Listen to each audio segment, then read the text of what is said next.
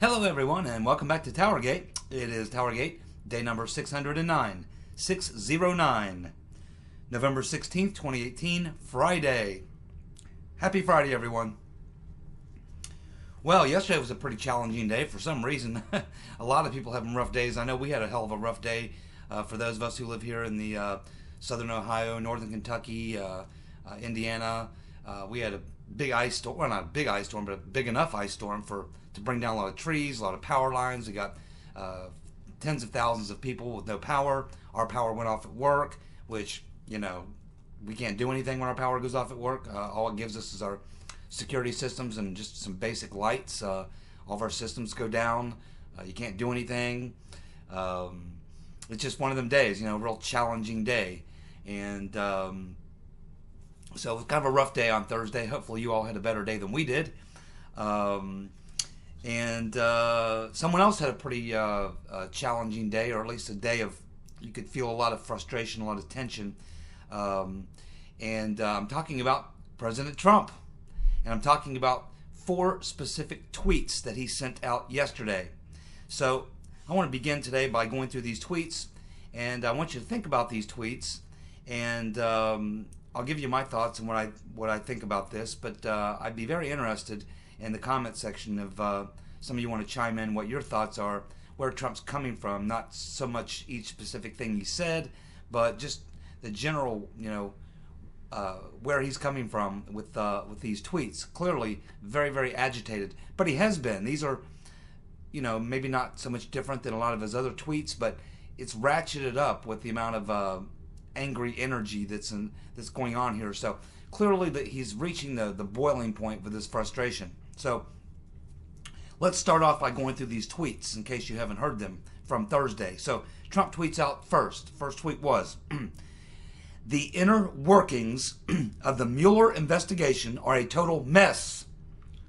They have found no collusion and have gone absolutely nuts. They are screaming and shouting at people horribly, threatening them to come up with the answers they want. They are a disgrace to our nation, and they don't care how many lives they ruin. These are angry people, including the highly conflicted Bob Mueller, who worked for Obama for 8 years. They won't even look at all the bad acts and crimes on the other side. A total witch hunt like no other in American history. So there's a lot going on with this tweet. He covers a lot of real estate, let's say. So he's talking about the inner workings of the Mueller investigation's a total mess because they found no collusion and they're going absolutely nuts.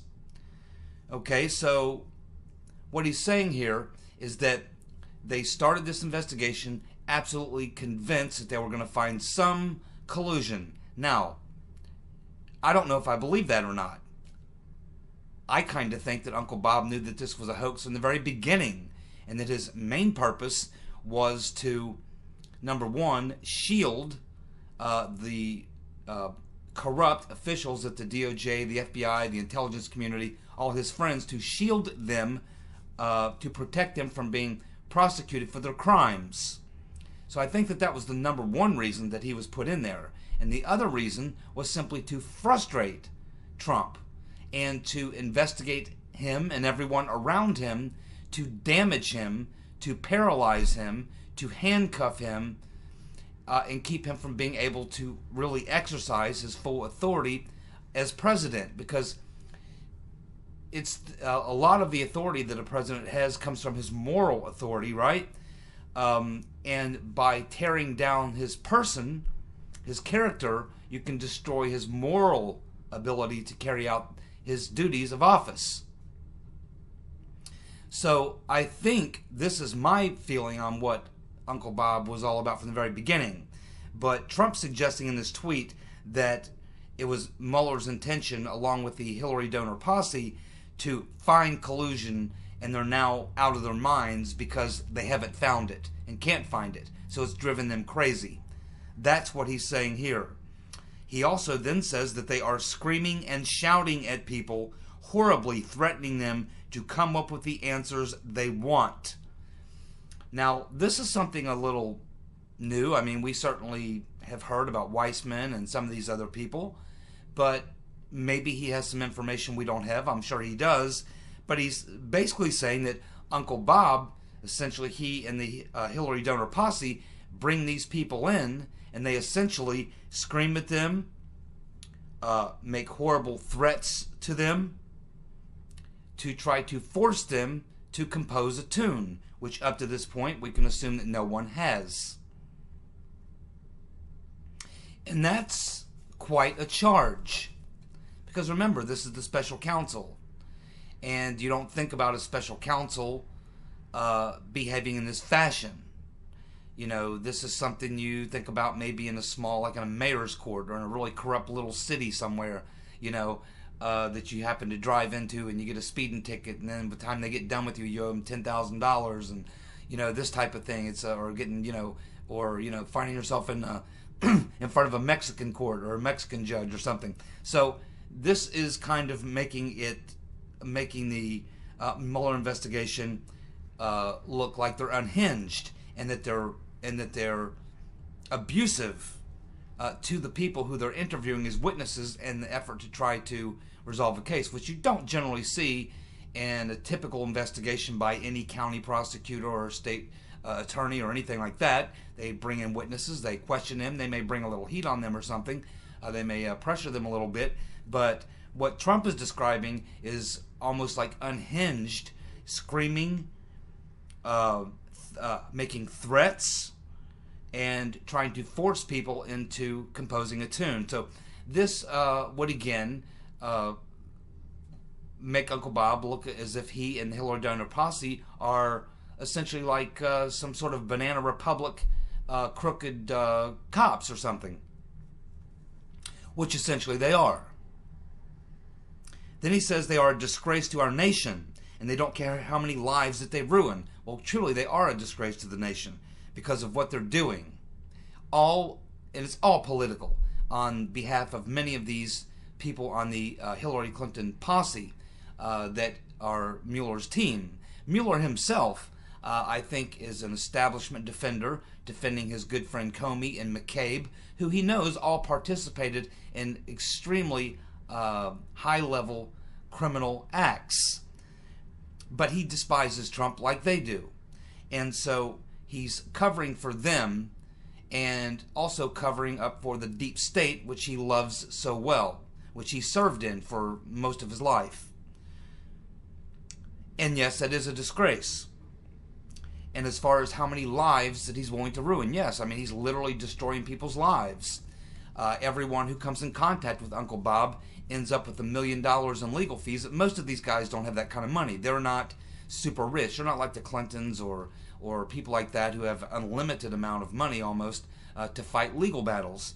You're talking about people like Caputo and Stone and Papagalopoulos and Michael Flynn and this lawyer over in England. They simply realize that they're going up against the state, a special prosecutor representing the government, which has unlimited resources. Unlimited.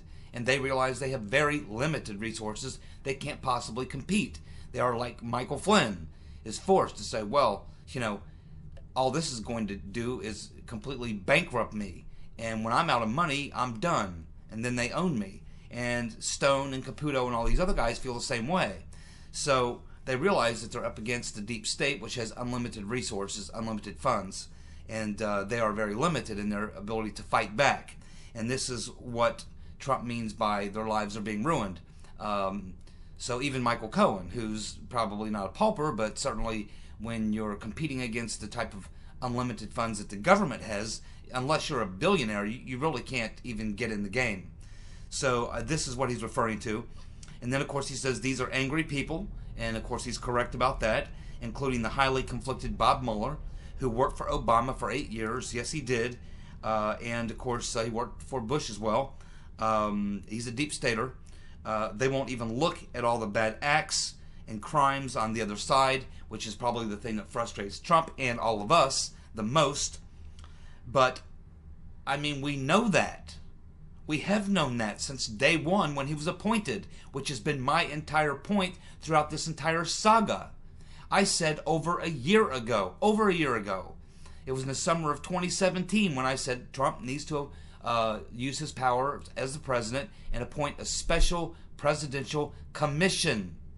A presidential commission to study the corruption that went on during 2016 in the FBI, the DOJ, and other players. And I said, or we could have a special counsel. But a special counsel would have required Rodenstein or Sessions to do that, and they simply were not going to do that for whatever reason. I'm not even going to go into the reasons, but they didn't do it. This is the point. They did not do it. They're quite aware of what happened, but neither Uncle Bob nor Sessions nor Rodenstein ever even showed any interest at all in appointing any type of a special counsel or anything like that to investigate the corruption at the DOJ, FBI, and others. And all they do is kick it back to Inspector General Huckleberry Horowitz, who works for the Department of Justice, okay, and who answers to Uncle Bob and Sessions and Rodenstein. This is the problem. You can't have the DOJ and the FBI investigate themselves, and they're all part of that deep state apparatus. So this is why I called for a presidential commission a long time ago. And I still stand firm on that a presidential commission is still the best way to go, based on where we are. But I would settle for a special counsel. It's just that I do not see it happening. Rodenstein wasn't going to do it. Sessions wasn't going to do it. And who else is there? That's it. That's why I said you got to have a presidential commission, because the president can appoint a presidential commission. So obviously, yes, they're not looking at the things happening on the other side. But to that, I would say, what do you expect, Mr. President? You've been watching this for a very long time. We've known that they're not going to look at the crimes on the other side. In fact, the very obvious, exact opposite is true. Mueller was put in there specifically to make sure that you cannot investigate the other side, because any attempts to get the evidence that you need, he can simply say to Rodenstein, uh-oh, this would interfere with my investigation. And therefore Rodenstein can say, I'm sorry, I can't turn over these documents to you, Mr. Jordan, or Mr. Nunes, because this will interfere with Uncle Bob's investigation. Clearly, he is running cover for the deep state. We've all known this for a long time. I assume Trump has known this for a long time. A total witch hunt like no other in American history. Correct. Well, there's been a lot of witch hunts in American history, but this is probably, he's correct, this will probably be the biggest one because of the size of the crime, the conspiracy, the amount of people involved, the fact that it revolved around fixing an election, destroying a presidential candidate, and then trying to get the presidential candidate who wins the election impeached by way of insurance policy and all the other things. So many crimes in this massive conspiracy. So in this one tweet, there's a lot going on. And it tells us that Trump is extremely frustrated. He has been. I mean, he's reaching the boiling point. And you get the feeling that he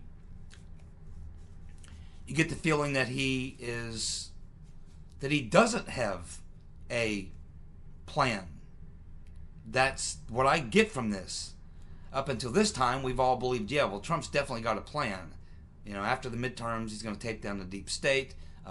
He's going to do this, he's going to do that. But you get the impression from this tweet that he is highly frustrated, and if he had a plan that he was getting ready to execute, I'm not sure he would be saying these types of things.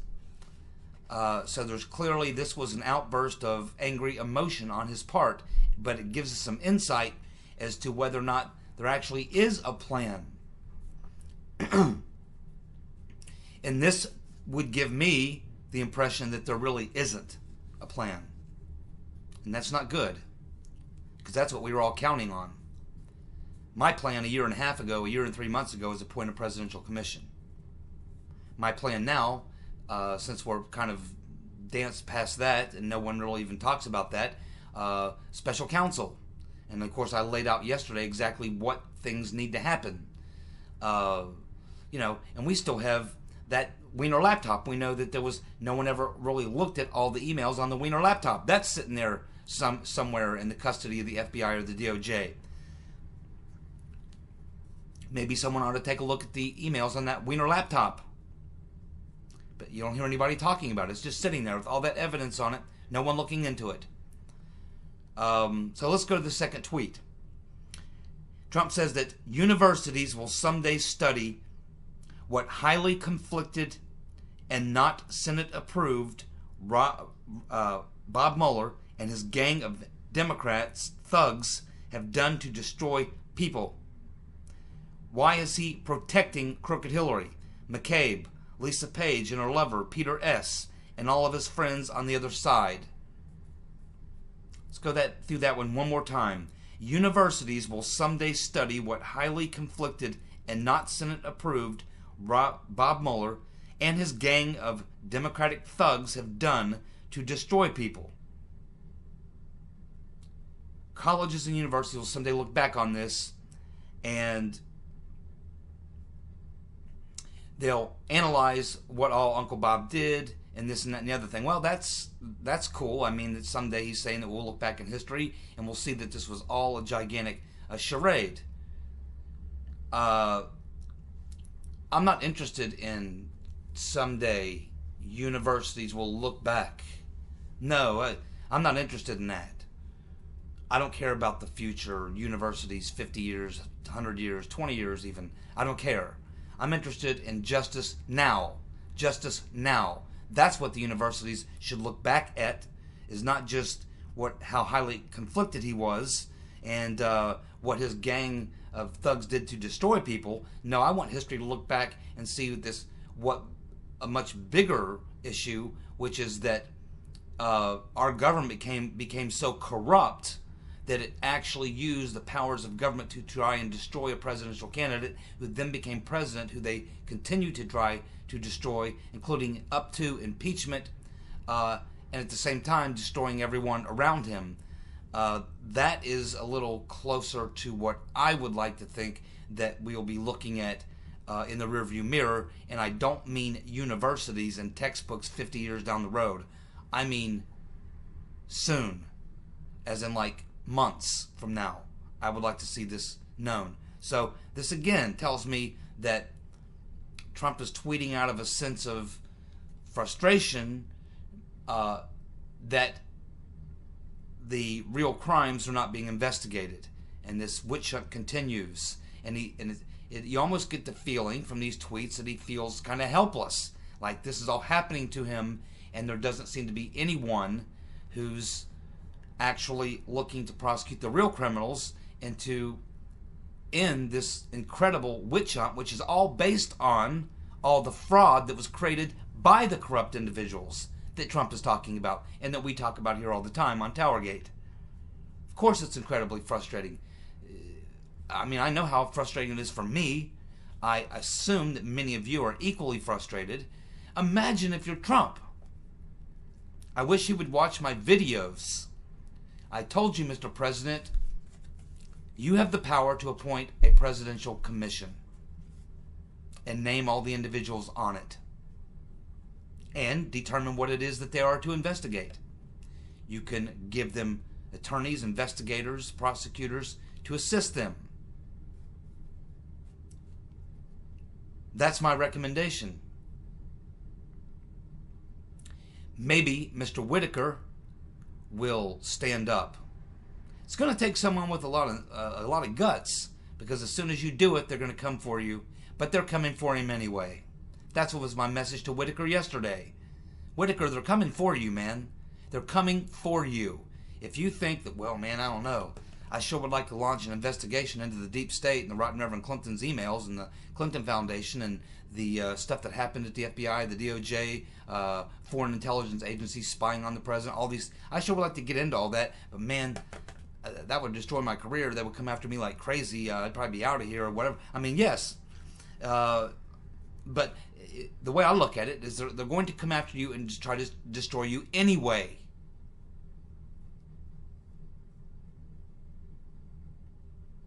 And then he names people. Why is Uncle Bob the Executioner protecting crooked Hillary, McCabe, Lisa Page, and her lover, Peter S., and all of his friends on the other side. Well, because they're all his friends on the other side. That's why he's protecting them. And keep in mind, if you start digging in to the crimes of the deep state, one crime leads to another. Eventually, you find Uncle Bob himself wrapped up in a lot of this. Plus, let's keep in mind, when you're a special prosecutor and you discover crimes and you cover up those crimes, you have committed a crime.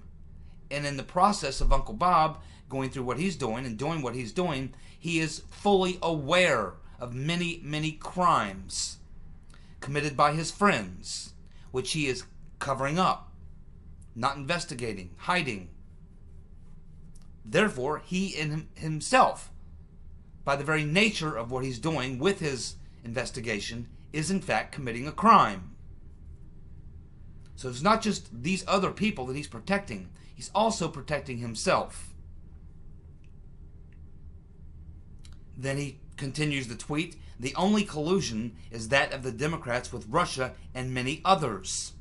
Why didn't the FBI take the server from the DNC? They still don't have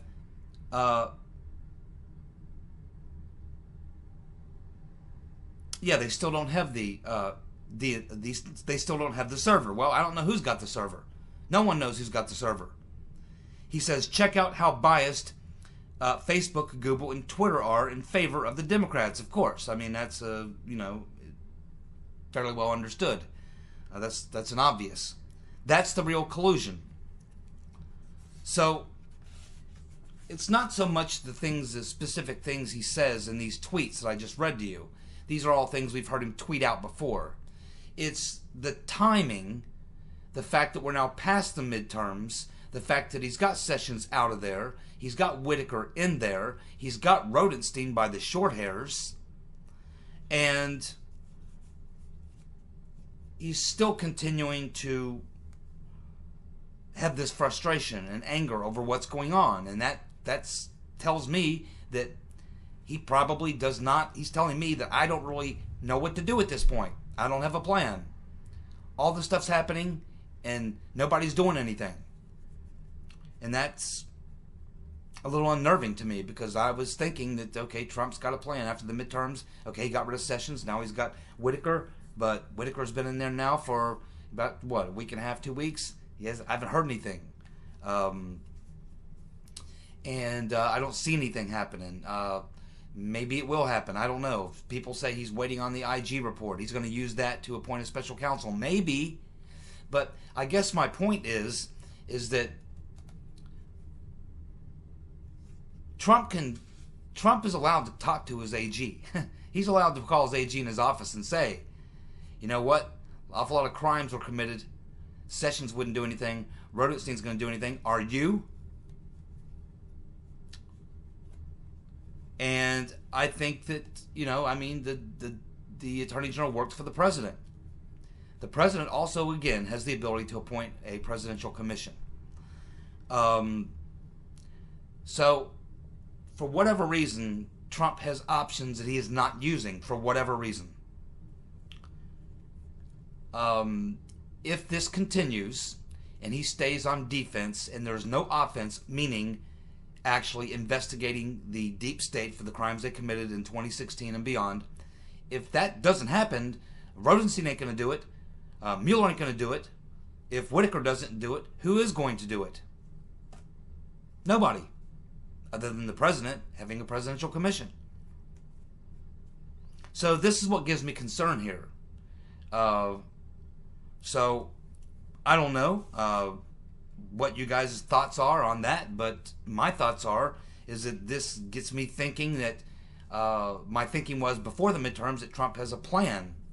But based on these tweets, I see a man who's extremely frustrated, continues to be frustrated, and isn't giving me any indication by these tweets that he has a plan.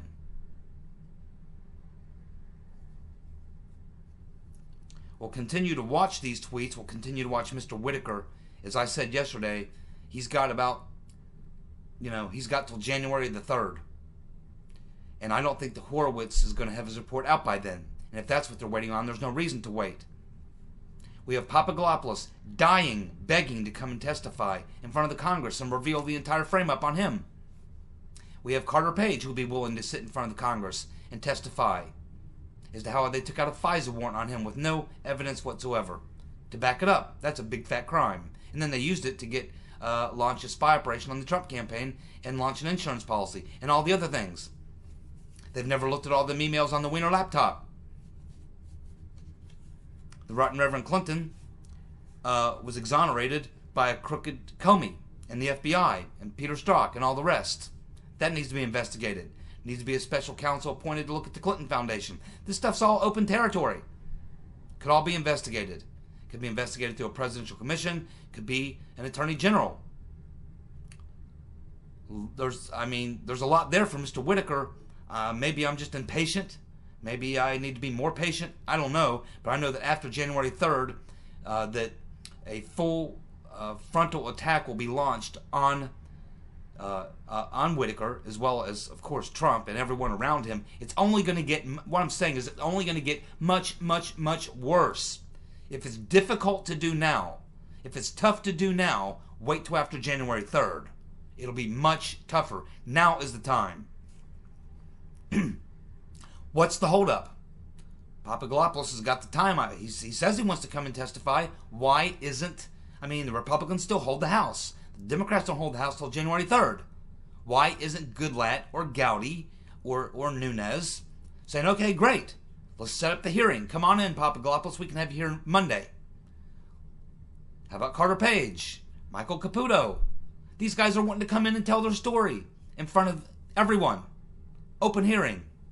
You still have the Republicans controlling these committee chairs. Why are they not scheduling these things? Why are they not making it happen?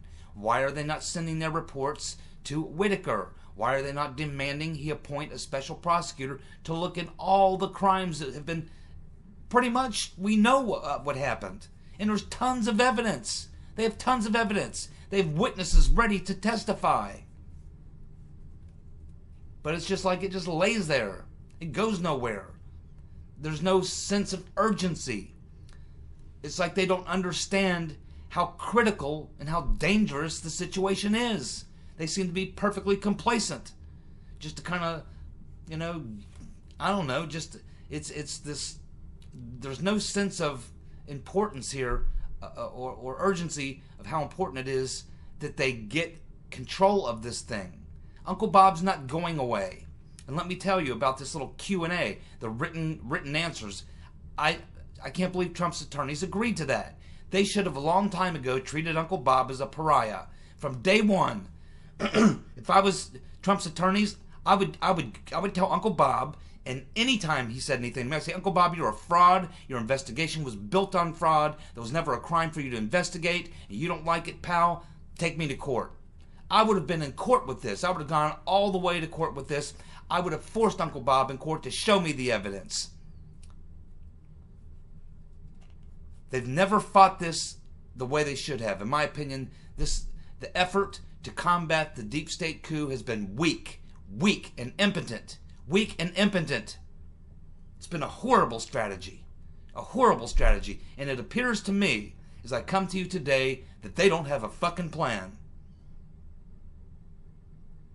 And that's scary. Because I can assure you, Uncle Bob's got a plan. So does the deep state and the Democrats and all their allies. Oh, they definitely have a plan. I can assure you of that. We better get one in a hurry. I wish to God I was in Washington, D.C. advising the president right now. The worst thing they ever did was give Mueller any credibility. From day one, from very day one, they should have called the entire thing, a hoax. Should have said from day one what it was. And said, no, the real crime was the information you have that you want to use to go after me was all put together fraudulently by framing people, using spies, using informants with no evidence, and using fake FISA warrants and all this. I would have gone straight up face to face against him from day one. I would never agree to answering any questions. I would never agree to any of it. They're allowing this to go on as if it's a real investigation, at the same time trying to criticize it from the sidelines. It's not working. This was a bad plan from the get-go. From the very beginning, they should have called this out as a fraud that it is. But now they've let it gain credibility. And what happens when Trump answers these questions, these written questions? I can tell you what's going to happen. Uncle Bob's going to look at the written questions and go, well, thanks for answering those questions, but your answers bring up some more questions. Therefore, there'll be more questions to be answered based on your answers. And then the answers to those questions will produce more questions. And the answers to those questions will produce more questions. Until eventually, Uncle Bob finds some statement that's made by Trump in one of these written responses, which is contradictory to some other witness who's told him something else. In which case, Uncle Bob marches straight off to the federal judge and says, here I have a discrepancy, there's a problem here, so therefore I want a subpoena to interview the president personally or bring him in front of a grand jury. This is a setup. This little Q&A, written questions and answers, is a setup. They think this is going to end it. They're being played for fools. This is a setup. This is not going to end anything. Uncle Bob has no intentions of ending anything. He's going to be there until Trump's gone. And if they don't get a plan and go on offense in a big way, as I said yesterday, that won't be very far down the road.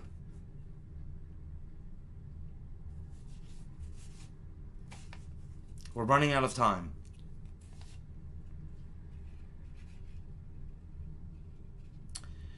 Stephen Rowe, many of you know who he is. He's the Swiss lawyer, friend, and apparently the legal representation for Mifsud, is now saying, told BuzzFeed in an interview, told BuzzFeed that Mifsud is telling him that he was working for the FBI when he reached out to Papadopoulos.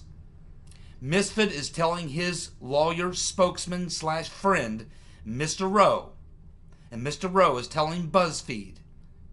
Rowe is saying to BuzzFeed, my client, my friend, Mr. Mifsud, Joseph Mifsud, told me that he was working for the FBI when he approached Papadopoulos. Not only that, he wants to testify to that and much more in front of the United States Senate. And that he is going to be making arrangements to do so. Keep in mind, both Stephen Rowe and Mifsud have been interviewed by the FBI. Mifsud was interviewed by the FBI in February of 2017. Stephen Rowe was interviewed by the FBI, I think, in April or May of 2017. So here we have another person, a very important person, because he's the person who allegedly told Papadopoulos that the Russians had these emails or damaging information or what have you. Papadopoulos denies it.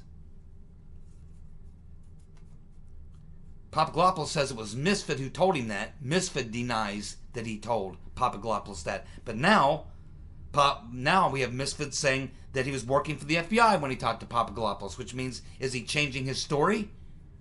Is he now admitting that he did tell Papadopoulos that? There's a lot of things that need to be vetted here. So here's just another example. We have 2 months. Is Nunes or Goodlatte or Gowdy or anyone trying to arrange these testimonies that these individuals want to give in open hearings? Carter Page, Papadopoulos, Caputo. Now we have a key player, Mifsud, saying he wants to testify publicly. Why are we not hearing about this? Why are these hearings not being scheduled? Why is none of this action being taken? Why is nothing happening? What's going on? What is going on? I'm going to sleep on that one. I'll be back tomorrow with more TowerGate. Thanks for tuning in. Goodbye.